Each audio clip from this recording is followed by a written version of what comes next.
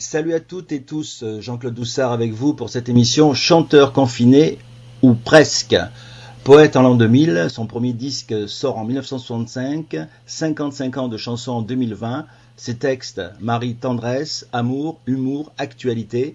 Ce chanteur né à Marseille, prolifique en écriture avec sa guitare en bandoulière, traverse la France et au-delà, Belgique, Espagne, Italie, Canada, Liban et tant d'autres. Son dernier album, Essayez Dieu, est sorti en août 2019. Si je vous dis Morte Saison, Sans Pas, Le Petit Chat Mémé, Père Prodigue, j'ai le plaisir d'accueillir un grand monsieur de la chanson française. Bonjour Georges Chelon. Bonjour. Alors ma première question serait comment s'est passé justement pour vous le confinement? Bizarrement. Parce que j'ai passé plutôt à l'hôpital que chez moi. J'avais pas eu le machin, mais bon, j'avais autre chose. Et puis bon, après, une convalescence qui continue. Mais bon, comme on habite un peu la campagne, c'est pas compliqué, quoi. Oui, c'est un peu plus simple. Des oiseaux et tout ça. Mais vous avez pu quand même un petit peu faire du sport, un peu de musique quand même? Sport, non, je peux pas, mais non. Musique, oui, j'ai fait trois chansons à peu près. Bon, c'est pas grand-chose. Et puis un peu de peinture, parce que voilà. Et sinon, voilà, c'était tranquille. Moi, j'aime bien le confinement, ça convenait parfaitement à ma situation. Maintenant, c'est différent, mais il y a peu de temps, c'était ce qu'il fallait. Alors, dites-moi, vous êtes amoureux du jazz, et surtout quand c'est Pilou qui en joue. Ceci pour vous demander, Georges, comment va Pilou? Il va bien, on habite le même village. Alors, je précise aux auditeurs, Pilou, c'est le complice de scène de Georges Chelon, et il joue du sax. Ouais, et on s'est rencontrés en 77. Ah oui. C'est quand même un bail. Ah oui. C'était une tournée qui s'appelait des Belges du Midi. Et lui, il était à la caravane, il s'occupait de la pétanque. Très bien. Il jouait un peu de sax, un peu de flûte, et puis bon, il a fini par parvenir habiter pratiquement à la maison, et puis voilà, il a plus bougé. Alors dites-moi, Georges, votre dernier disque remonte à août 2019, Essayez Dieu, 15 chansons. Vous-même l'avez essayé, Dieu? Non, mais oui, tout le monde essaye Dieu à un moment donné, on ne sait pas autrement s'il veut. Oui. C'est pas le problème, c'est croire en quelque chose, quoi, peut-être. C'est Dieu ou autre chose. Mais moi, il y a des situations, je pense, où très difficiles, où les gens en train de qui doivent les faire. Ça peut servir. Les gens qui ont tout essayé, c'est un peu une tâche d'essayer Dieu, puisque vous avez tout essayé. Oui, exactement. Oui. C'est comme ça que j'avais entendu. Oui.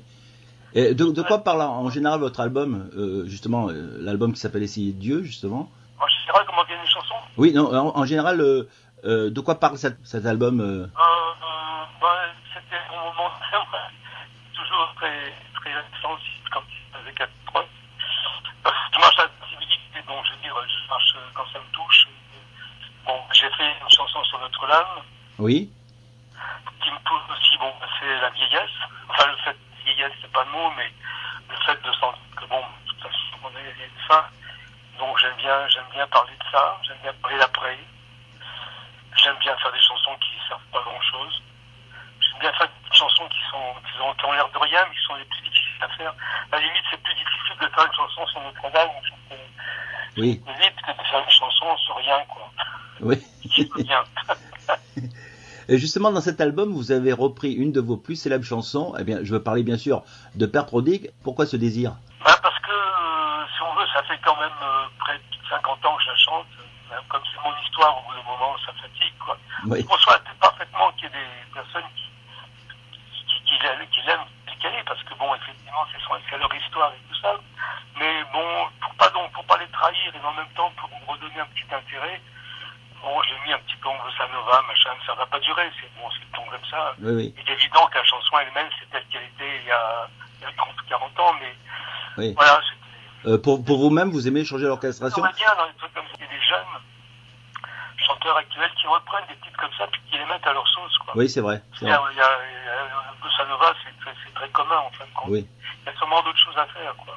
Mais j'ai pas le talent, j'ai pas l'idée non plus. Mais c'est vrai, j'avais rencontré un autre chanteur qui disait que justement il changeait un petit peu les orchestrations parce que ça faisait des années qu'il chantait sans même répertoire et que pour lui c'était bien aussi de changer un petit peu l'orchestration de temps en temps. Tout le monde fait ça, ça. Bon, Oui, c'est vrai. c'est pas non plus très terrible. Il y a des chansons qu'on a dans la tête. Évidemment, quand le chanteur il arrive, il remet une autre sauce, c'est pas toujours heureux. Là, c'était tellement différent que c'était marrant. Il y en a qui ont aimé, il y en a qui n'ont pas aimé. Il faudrait faire peut-être un mix entre les deux, entre les tata et la bossa. Ah, ouais. Dites-moi, Georges, vous n'aimez pas qu'on reprenne vos chansons? Au contraire, j'aimerais bien qu'on reprenne une chanson. Parce que je vous dis ça parce que Isabelle Aubray, que j'ai reçue dans l'émission l'année dernière, les a repris en septembre 2016 et son album s'appelle Allons enfants, une de vos chansons d'ailleurs. Oui, mais c'était voulu, hein. Oui, absolument. Et elle chante La Belle Endormie, elle chante Créée aussi. Ah oui, non, mais c'était pour ça. Les chansons qui sont chantées par d'autres artistes, hein, c'est surtout par Isabelle Aubray, quoi. C'est pas un déshonneur. Loin de là. de là. Loin de là, donc, dire, bon, non, au contraire, pillez-moi. Dites-moi, juste avant de parler de votre dernière chanson, liée étroitement avec notre triste actualité, un auditeur, Raoul Serman de Draguignan dans le Var, vous pose cette question.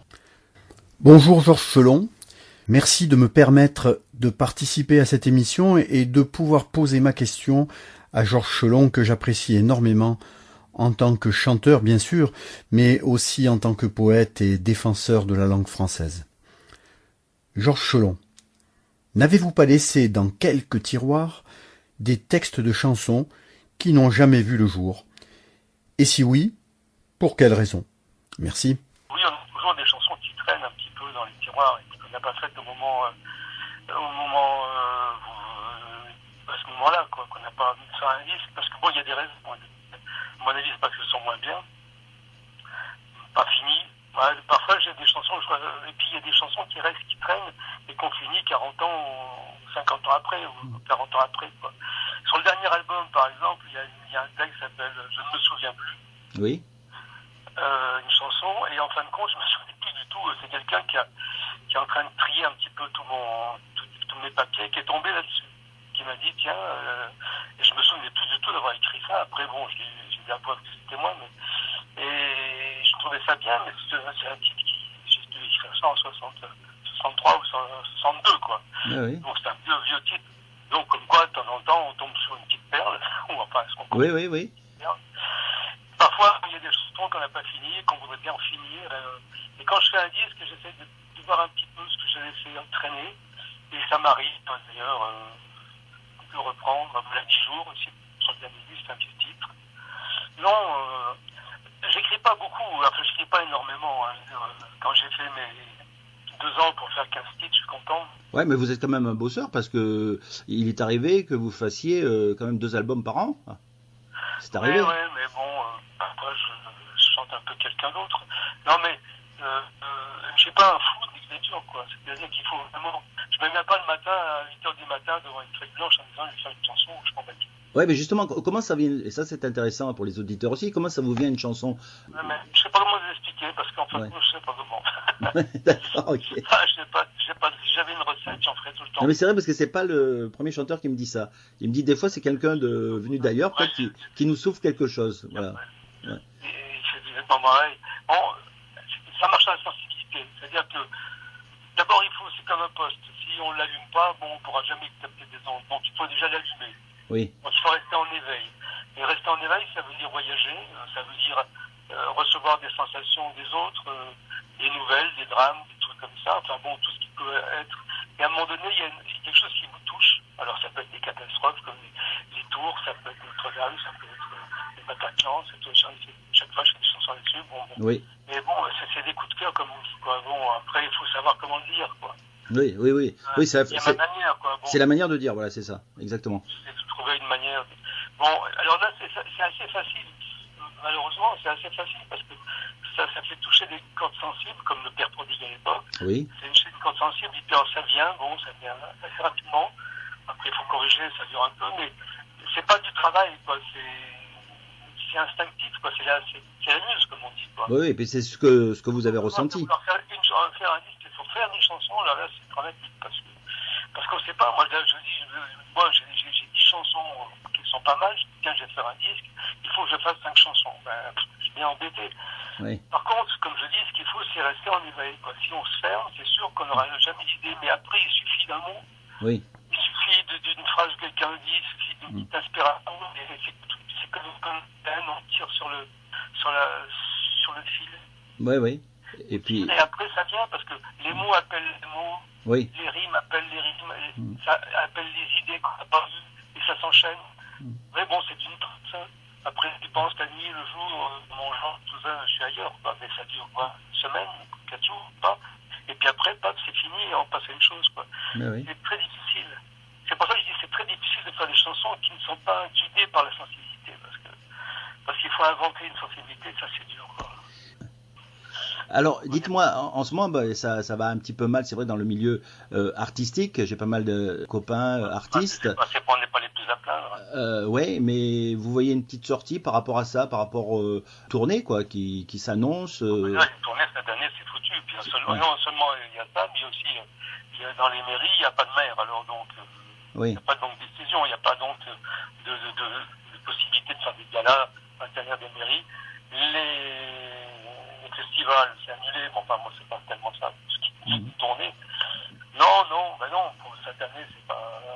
C'est vrai. Quand on est tout seul, bon, et moi, à la retraite, c'est pas dramatique. Ce qui tombe temps, c'est quand au niveau du théâtre et tout ça, les festivals, ça, c'est embêtant.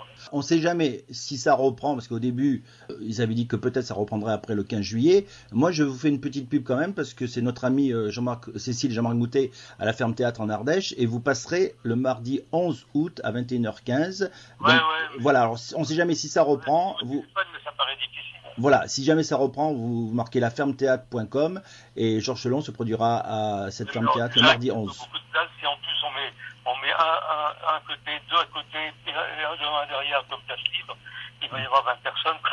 Ça va pas être drôle, ouais. Ça c'est vrai, ouais. Ça va être dur, ça va être dur. C'est dramatique pour eux que pour moi, dire bon.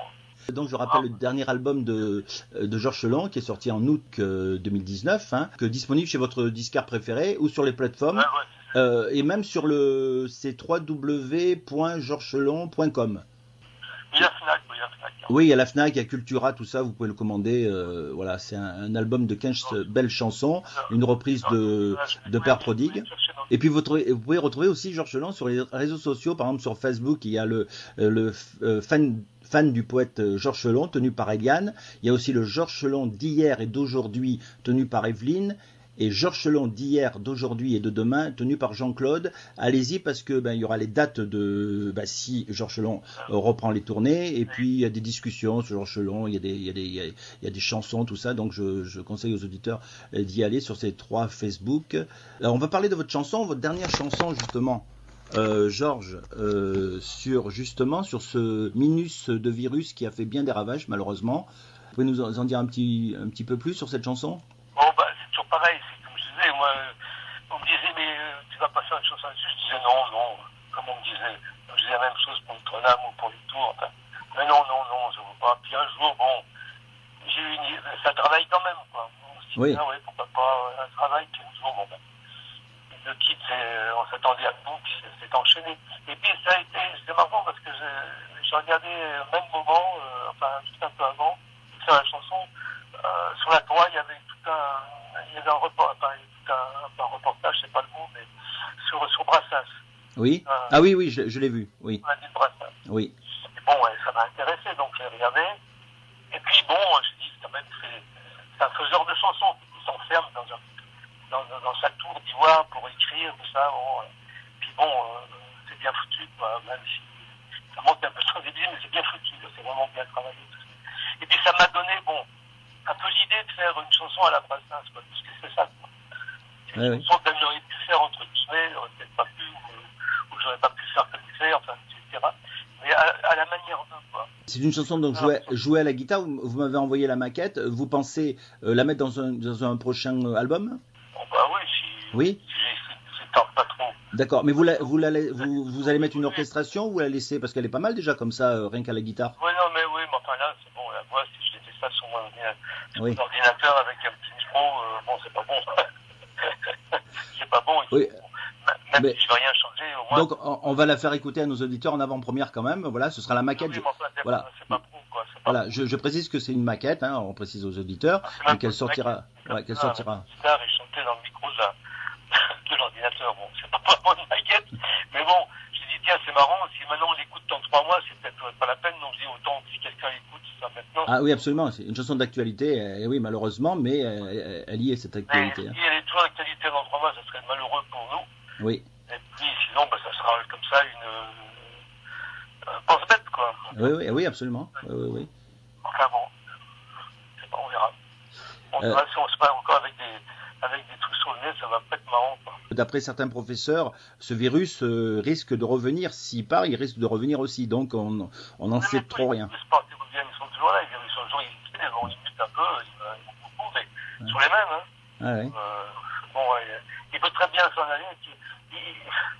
J'ai entendu quelqu'un d'intéressant qui disait qu'en fin de compte, on est rempli de virus. Hein. C'est pas le seul. Donc, de temps en temps, il y en a un nouveau qui arrive, enfin, qu'on ne connaissait pas ou mal, qui essaye de s'adapter à l'homme. Oui. Quand il s'adapter, il vit en communion, quoi. Il reste tranquille. De temps en temps, il se réveille, c'est un peu comme. Il n'y a pas que qui se réveille. Moi, j'attrape un spectacle d'oreille, il s'est réveillé. Je pense pas qu'il se réveille encore. Quoi. Ah oui, c'est pas marrant ça. Donc, enfin, bon, voilà, c'est pas. Moi, j'espère. On va écouter dans quelques instants votre chanson. C'est pas tellement lui qui est dramatique, c'est les conséquences économiques qu'il a. Oui, absolument. Oui. Là, c'est tout le monde entier est comme ça, donc alors à moins de vivre en état. Oui, en plus c'est la première fois que ça arrive. Merci Georges d'avoir accepté mon invitation. On va écouter la chanson que vous m'avez envoyée. Je précise bien que c'est une maquette et qu'elle va sortir sur un prochain album certainement de Georges Chelon. Vous reviendrez nous en parler de cet album, hein? Il s'appellera Je sais pas. Oui, d'accord, non mais vous viendrez nous en parler, d'accord. Vous avez un dernier mot à dire, Georges? Je vous laisse le dernier mot avant d'écouter la chanson. Je souhaite un bon courage à tout le monde pour passer un petit peu ces périodes difficiles. J'espère que ça va s'arranger, je croise les doigts. Je suis pas d'un tempérament optimiste, enfin. Moi, je m'accroche un petit peu à l'idée qu'un jour, qui va s'arrêter.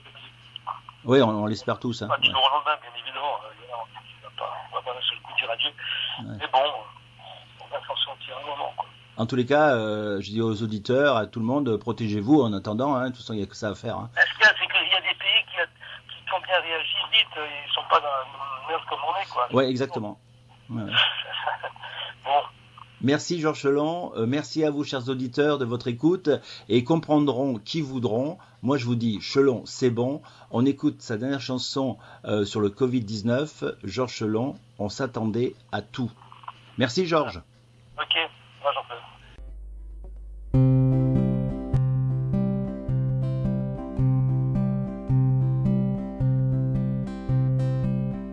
On s'attendait à tout, à une guerre atomique, de devoir en découdre avec les fanatiques, que d'émeute en émeute dans la pure tradition, on nous dise demain c'est la révolution.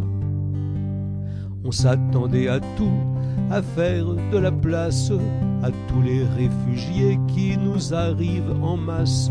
N'écoutez pas les vieux rabougris et grognons, laissez parler le cœur plutôt que la raison. On s'attendait à tout, au chaos climatique, les cyclones prenant des airs cataclysmiques, à voir disparaître dans les flammes et les flots la sublime Venise, le beau San Francisco. On s'attendait à tout, à dire adieu peut-être à la jante animale sur la croûte terrestre, à moins qu'un gros caillou du genre Armageddon ne règle la question d'un bon coup de tampon. On s'attendait à tout en se disant, quand même, ça ne sent pas très bon, qu'est-ce qui nous pend au nez? Qu'est-ce que l'on ne voit pas et qui pose problème? On s'attendait à tout, que peut-il arriver? Les usines partout tournaient à plein régime, on produisait toujours plus que l'on consommait. Le passant respirait le souffle des machines, certains avaient déjà un masque sur le nez. Et la bourse s'affole et les uns s'enrichissent, quand d'autres courent après quelques menus profits.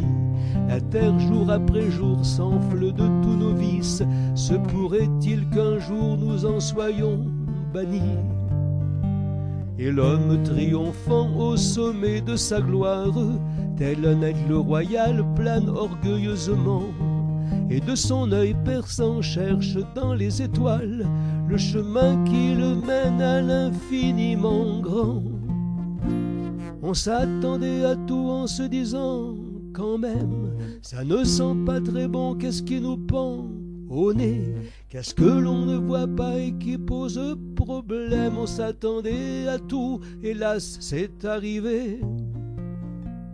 On s'attendait à tout mais pas au grain de sable qui dans le bel habit a glissé un hiatus, un dysfonctionnement pour le moins regrettable, le plus petit qui soit tout minus, un virus.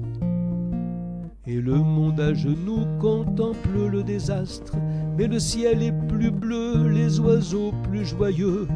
Ça ne va pas durer, j'ai consulté les astres, tout sera comme avant, c'est tant pis ou tant mieux. Tout sera comme avant, c'est tant pis ou tant mieux.